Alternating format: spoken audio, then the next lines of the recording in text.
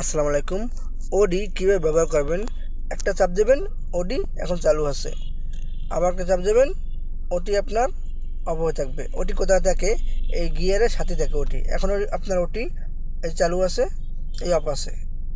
যখন মিটারে শো করবে ওডি অফ, তখন মনে করবেন চালু আছে। যখন শো করবে না, তখন মনে করবেন যে অফ আছে।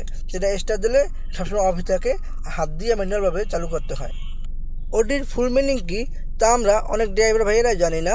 ওডির ফুল মিনিং হচ্ছে ওভার ড্রাইভ। এটা কখন ব্যবহার করবেন? যখন আপনার গাড়ির খুব স্পিড প্রয়োজন হবে, তখন আপনি এটা ব্যবহার করবেন। বিশেষ করে লং রুটে এটা ব্যবহার করা হয়। যখন গাড়ির স্পিড 60-70 হয়ে যায়, তখন এটা ব্যবহার করলে গাড়ি খুব স্পিড পাওয়া যায়।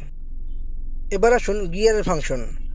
আমরা গিয়ারের ফাংশন অনেকেই জানি। এই যে পার্কিং আছে, পিতে পার্কিং, আর এ ব্যাক, এন এ নিউট্রাল, ডিতে ড্রাইভ, 2L এটা প্রয়োজন নয়, সবসময় ডিতে দিয়ে সবাই চালায়। তো 2L এর শক্তি, ইঞ্জিন শক্তি বাড়াই দেয়। এবার আসুন এসির ফাংশন। এই মাঝখানে অফ লেখা, এটা দিয়ে এসি ছাড়তে হয়, এটা দিয়ে এসি অফ করে। এই এক গাটে আছে, এখন 2 গাটে। আর এইটা দিয়ে হচ্ছে এসির টেম্পারেচার বাড়ায় কমায়। এই যে লাল দাগে গেলে আপনার এসির বাতাস সব গরম বেরোইবে, অনেক গরম হাওয়া বেরোইবে। আর এই সবুজ জায়গা থাকলে ঠান্ডা বাতাস বেরোইবে। এসির টেম্পারেচার এটা দিয়ে শুধু হাওয়া বেরোবে, অনেক বেশি পাওয়ার দিলে বেশিরভাগ হাওয়া বেরোবে, ঠান্ডা কম বেরোবে। অর্থাৎ নর্মালি রাখলেই 1 গাট বা 2 গাট বা 3 গাট রাখলে বাতাসটা খুব ঠান্ডা বেরোবে। আর এটা দিয়ে এই যে পায়ের দিকে আছে, মুখের দিকে আছে, এই শুধু পা আবার মুখ। আর এটা হচ্ছে উপরে, এটা হচ্ছে শুধু পায়ের দিকে যাইবে বাতাসটা। আর এটা হচ্ছে পায়ে যাইবে এবং গ্লাসে যাইবে।